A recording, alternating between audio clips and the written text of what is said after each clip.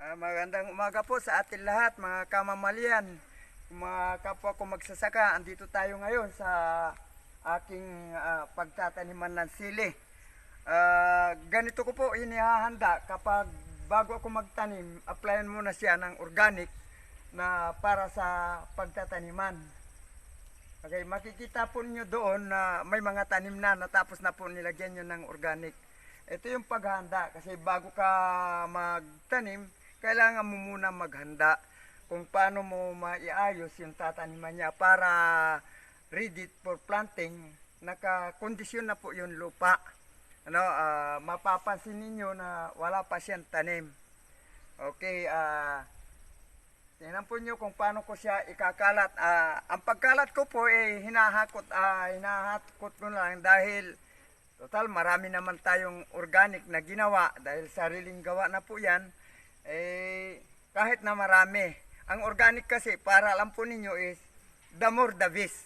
Kailangan kung sarili mong gawa kahit ilan yung gagawin mo. Kahit ilan yung ilalagay mo kasi the more the best. Hindi naman siya ma-over. Okay. Panoorin lang po ninyo ako at kung paano ko siya ikakalat.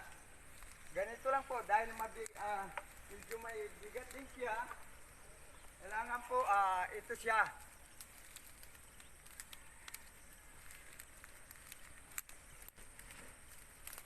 Ganito lang po ang pagkalat. Okay. Hilahin lang po. Pagkatapos bahala na yung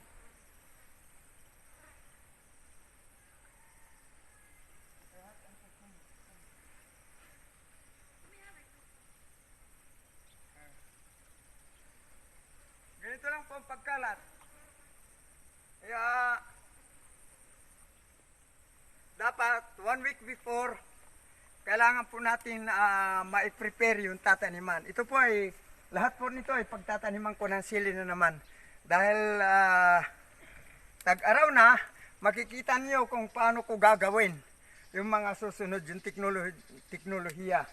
Kaya hanggang dito na lamang po yung aking pagpresenta na pag-prepare na para sa taniman ng sili. Kaya subaybayan po ninyo parati ang aking YouTube channel. Pasensya na po dahil sa totoo lang wala talagang nag-i-edit sa akin. Kundi maaring apo ko o kaya si Mrs. ngayon nagbe-video sa akin. Maraming salamat po. Bye-bye. Subaybayan po ninyo.